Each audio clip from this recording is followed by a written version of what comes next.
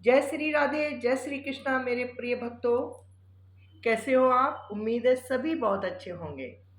तो आज गोकर्णोपाख्यान का अद्भुत प्रसंग है, इसे ध्यान से सुनिएगा और अगर पसंद आए तो लाइक कीजिएगा, कमेंट कीजिएगा और ज़्यादा से ज़्यादा शेयर कर दीजिएगा, जिससे कि और लोग भी कथा का लाभ ले सकें। और जितना ज़्यादा लोग कथा का श्रवण करेंगे उतना ज़्यादा आपको लाभ मिलेगा, क्योंकि उनके पुण्य का दशांश आपको मिल जाएगा फल। तो इसलिए शेयर अवश्य कीजिएगा और चैनल पर नए आए हैं तो चैनल को सब्सक्राइब करना ना भूलिएगा। सूत जी कहते हैं, सौनक जी इस तरह से भक्ति महारानी भरे हुए पंडाल में प्रकट हुई, ज्ञान वैराग्य जाग गए, नारद जी की कथा धन्य हो गई। कथा सुनाना नारद जी का सफल हो गया। सूत जी बोले, ये तो बड़ी अद्भुत घटना हुई। ऐसा कैसे हो सकता है कि बड़े बड़े वेद पाठ किए और गीता पाठ किया, उसके बाद भी ज्ञान वैराग्य नहीं जागे और श्रीमद् भागवत के कथा प्रसंग से एक बार में ही जाग गए, दौड़ते हुए चले आए। तो सूत जी कहते हैं, श्रीमद् भागवत कथा के सुनने से कौन कौन किन किन लोगों का उद्धार हो जाता है। पंचोग्र पापाश्च छल छत कारिणा क्रूरा पिशाचायु निर्दयाश्च ब्रह्म स्वपुष्टा व्यभिचार कारिणा सप्ता यज्ञेन कलौ पुनन्ति ते।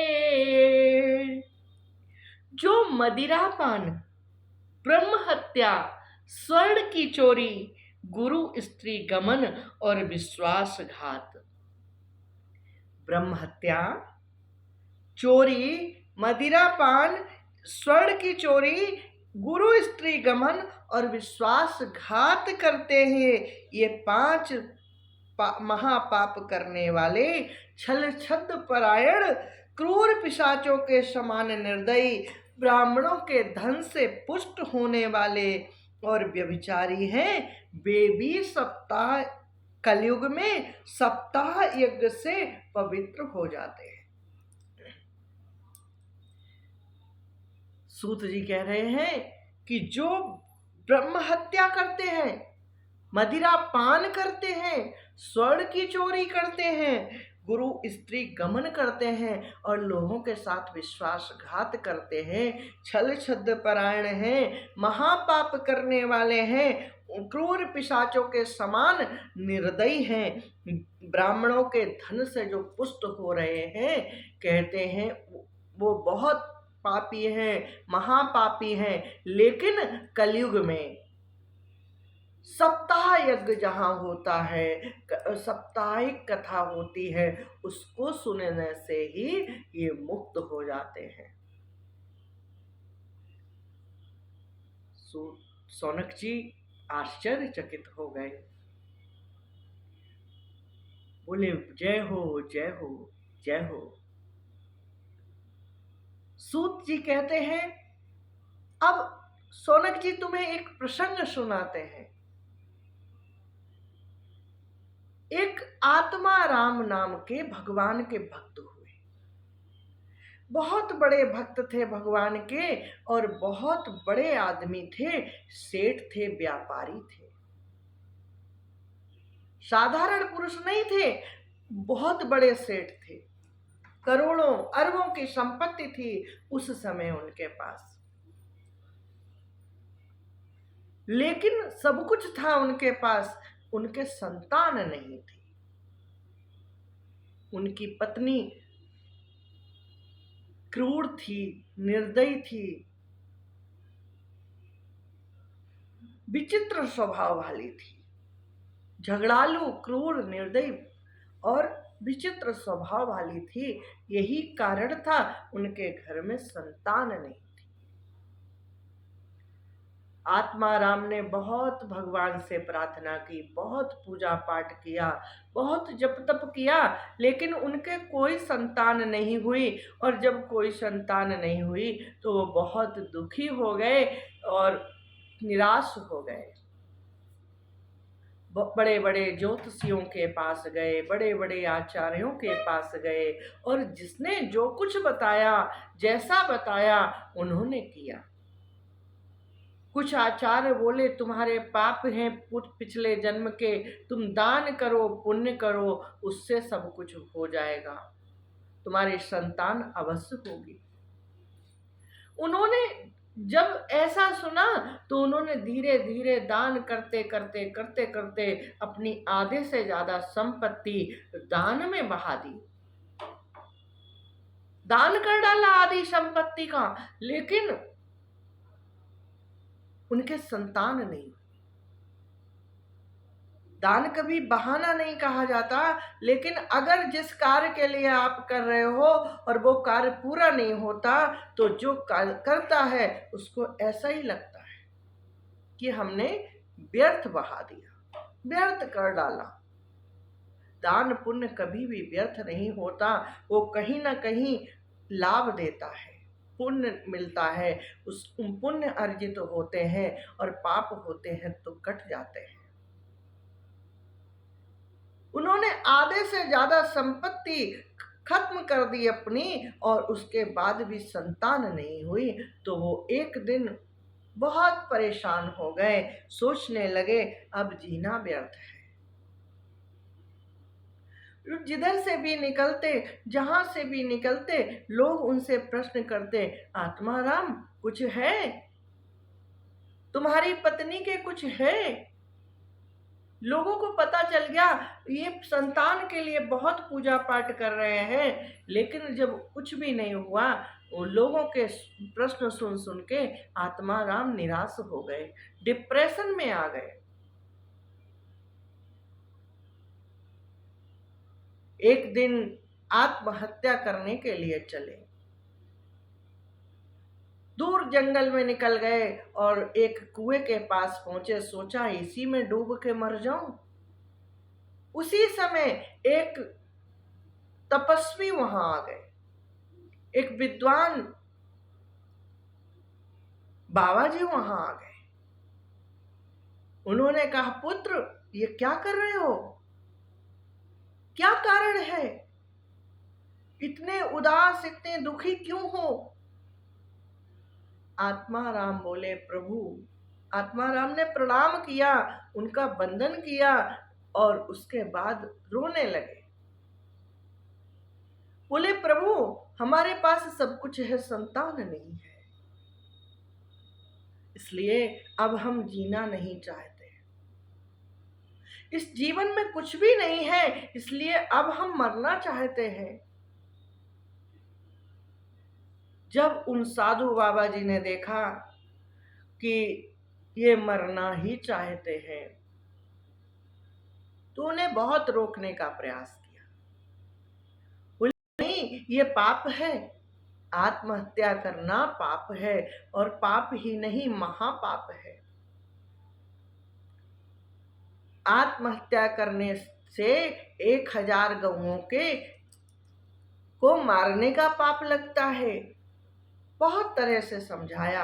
आत्माराम बोले प्रभु आप चाहते हो हम जीवन जिए तो एक काम करो, हमें कोई ऐसा उपाय बता दो जिससे हमारी पत्नी के पुत्र हो जाए।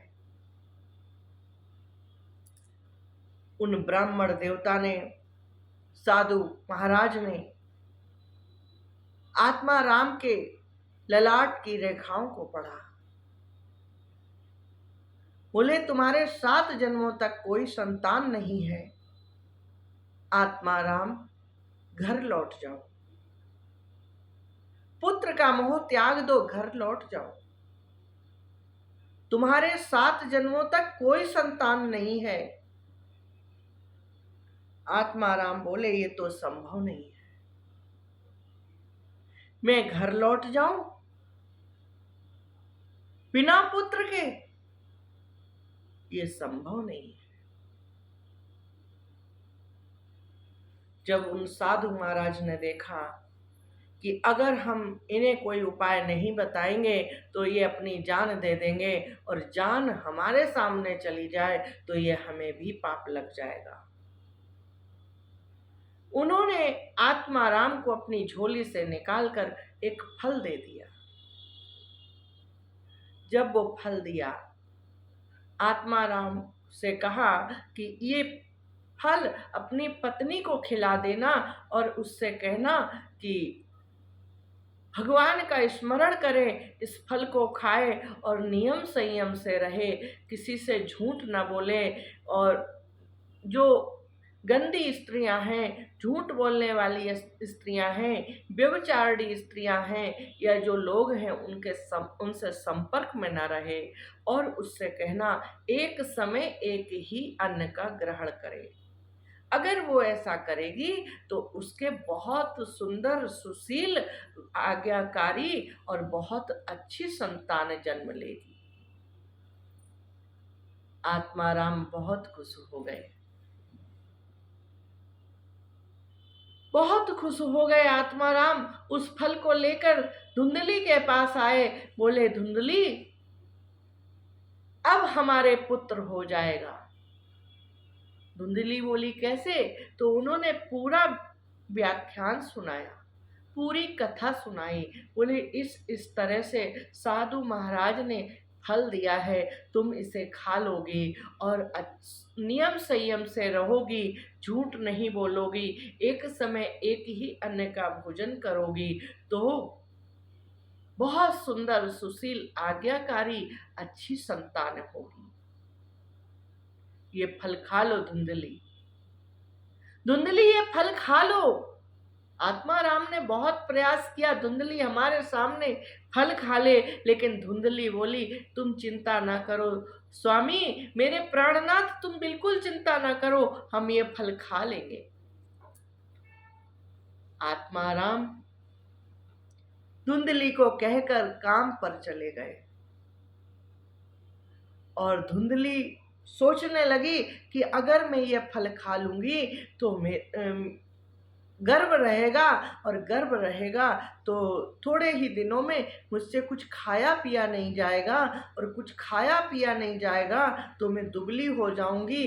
दुबली हो गई और चोर आ गए तो मैं तो मारी जाऊंगी। और मान लो चोर ना भी आए तो जन्म के समय, बच्चे के जन्म के समय मेरी मृत्यु हो गई तो ऐसा हुआ तो क्या होगा? बोली, ना ना बाबा, मैं ये फल नहीं खाऊंगी। तब तक उसकी बहन आ गई। वो ऐसा सोच ही रही थी, मनन कर रही थी, चिंतन कर रही थी। उसी समय उसकी बहन आ गई। बोली, बहन क्या कर रही हो? बोली, क्या बताऊं बहन, बहुत दुविधा में पड़ गई हूँ, बहुत परेशान हूँ, मैं क्या करूं? बहन ने पूछा, क्या हुआ? तो उसने पूरी कहानी सुनाई। बोली, अब क्या होगा? अगर मैं ये फल खाती हूँ तो गर्भ रहेगा और ये होगा, और नहीं खाती हूँ तो संतान नहीं होगी, मैं उनको क्या जवाब दूंगी? बहन बोली, तुम चिंता मत करो, मेरे गर्भ में संतान है, जो भी होगा, बालक होगा या बालिका होगी, मैं तुम्हें दे दूंगी। तुम कुछ हमें धन दे देना, हमारे पति को कुछ धन दे देना, मैं तुम्हें बालक या बालिका जो संतान होगी वो दे दूंगी। धुंधली बोली, पलेगा कैसे? बोली, तुम चिंता ना करो, मैं किसी तरह बहाने से तुम्हारे पास आ जाया करूंगी और उसे पाल के बड़ा भी कर दूंगी। अब तो धुंधली का सारा टेंशन दूर। धुंधली बोली, बहुत सुंदर, मेरी बहन पाल भी देगी, अब तो कोई चिंता की बात ही नहीं। तो बोली, अब इस फल का क्या करूं? बहन बोली, एक काम कर, तू परीक्षा के लिए गाय को खिला दे, इस फल की परीक्षा तो कर ले कि संतान होती है या नहीं। तेरी गाय भी बांझ है, उसके भी कोई संतान नहीं होती है, तू एक फल गाय को खिला दे। धुंधली गई गाय को खिला के आ गई, फल गाय को खिला दिया। अब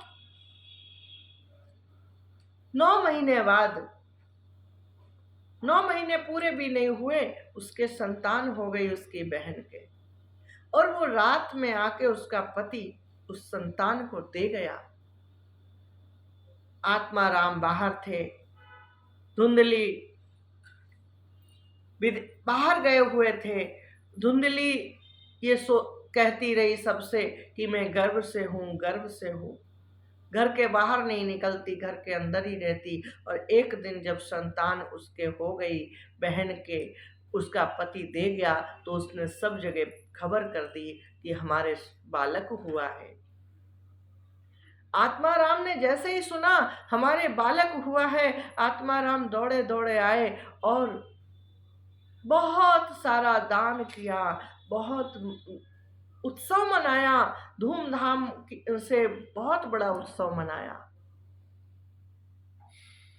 अब जो है उसका नाम, बालक का नाम आत्माराम ने कुछ कहना चाहा कि ये नाम रख दो। धुंधली बोली नहीं, मैं तो ये इसका नाम अपने नाम से मिलता जुलता रखूंगी।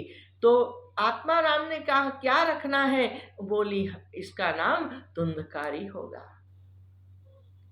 उसकी बहन आती, उसको दूध पिलाती, उसको सुलाती, उसको उठाती बिठाती, खिलाती रहती और 2-4 घंटे के लिए अपने घर चली जाती। कुछ दिनों के लिए वो वहीं रह गई। बच्चा पल गया, 2-3 साल 4 साल तक उसने बच्चे की देखभाल की। उसके बाद धुंधली उसका ध्यान रखने लगी। बालक थोड़ा सा बड़ा हुआ और वो बहुत शैतानियां करने लगा। उसने बड़े बड़े कुत्तों की टोली बना ली, छोटे बड़े बहुत सारे कुत्तों की टोली बना ली, उनको लेके घूमता रहता। और कोई बालक छोटा मिल जाता तो उसको उठा के चट कुएं में डाल देता। कहीं कुएं में डाल देता, कहीं मार पीट करता, कहीं पेड़ से बांध देता, कहीं कुछ करता, कहीं कुछ करता। इस तरह से वो बहुत आतंक मचाने लगा। धुंधली के पास शिकायतें आती तो धुंधली कहती मैं क्या करूं। बहुत समझाने का प्रयास करती लेकिन धुंधकारी नहीं मानता। वो अपनी मां के जैसा स्वभाव का हो गया। धुंधली भी क्रूर थी, धुंधली की बहन भी क्रूर थी। वो उसी तरह का हो गया। थोड़ा बड़ा हुआ तो वेश्याओं के पास जाने लगा। वेश्याओं के पास जाने लगा, उनकी पूर्ति के लिए चोरी डकैती डालने लगा। आत्माराम ने बहुत प्रयास किया कि इसको अच्छे रास्ते पर ले जाएं, लेकिन वो किसी की नहीं सुनता। आत्माराम से भी लड़ जाता, झगड़ जाता। आत्माराम से लड़ जाता, झगड़ जाता और तरह तरह से आत्माराम को भी प्रताड़ित करने लगा। एक दिन क्या हुआ, आत्माराम को मारने लगा, धक्का मारा, आत्माराम गिर गए और तब तक गोकर्ण जी आ गए।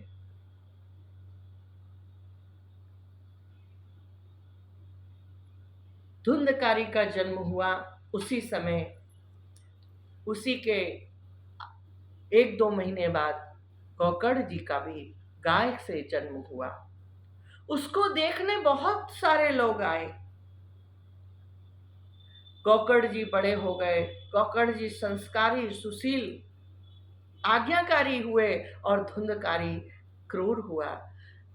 गोकर्ण जी आ गए, बोले पिताजी आप चिंता ना कीजिए, भगवान से बढ़कर कोई नहीं है, भगवान ही संसार संसार को चलाता है और भगवान ही संसार से विरक्त करता है। भगवान कह रहा है हमारे पास आ जाओ, संसार का मोह त्याग दो। पिताजी, जो पुत्र माता पिता को सताता है वो पुत्र नहीं, पिछले जन्म का दुश्मन होता है, इसलिए उसका मोह त्याग दो। आत्मा राम को समझाने लगे, बोले मोह त्याग दो और सन्यास ले लो। आत्मा राम ने गोकर्ण की बात मान ली और वो सन्यास लेकर वन को चले गए। गोकर्ण जी भी साधु स्वभाव के थे, वो भी चले गए। तीर्थ स्थानों में भ्रमण करते हुए जंगल की तरफ दोनों चले गए। धुंधली अकेली रह गई।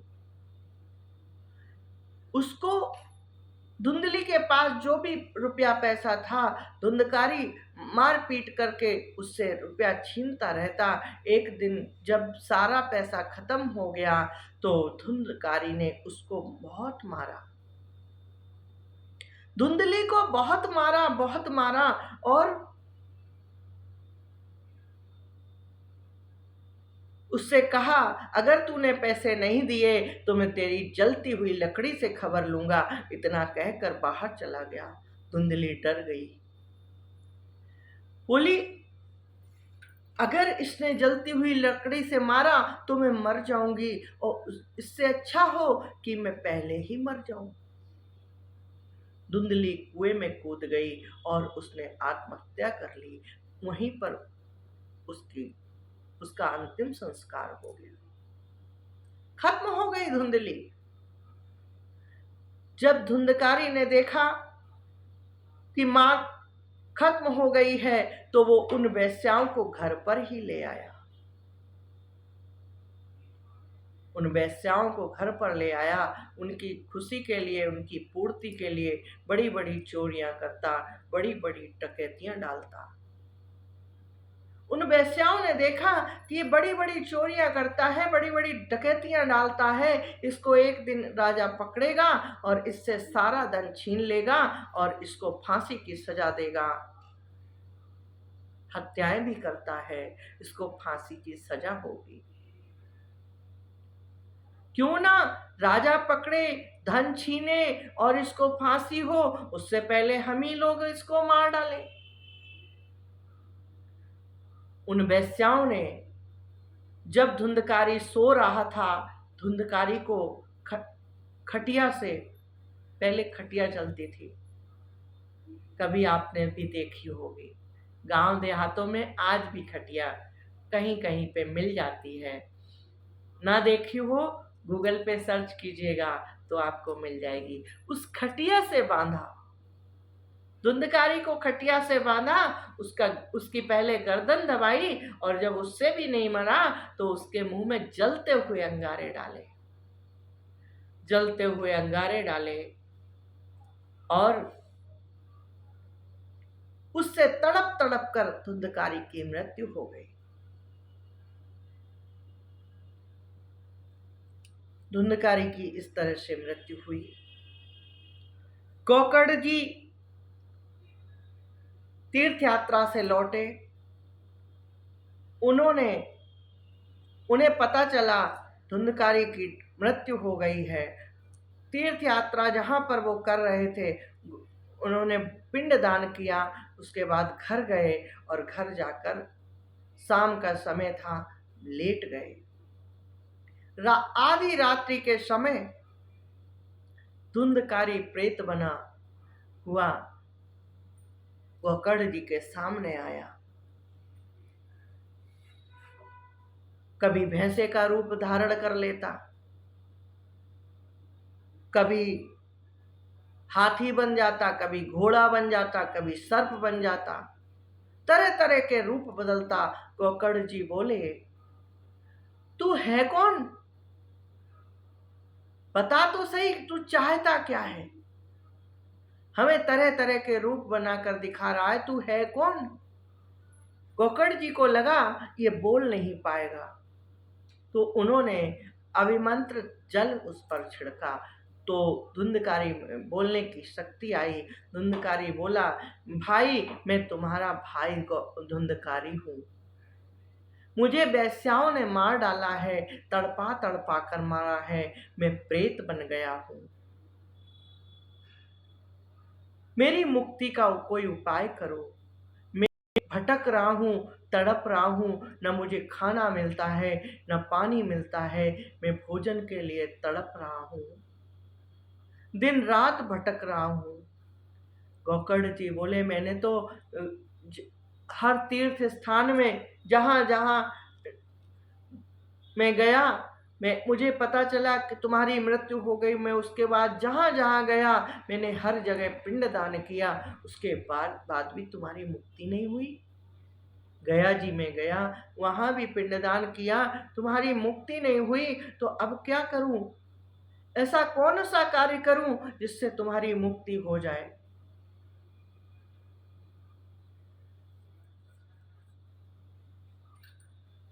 ऐसा कौन सा कार्य करूं जिससे तुम्हारी मुक्ति हो जाए?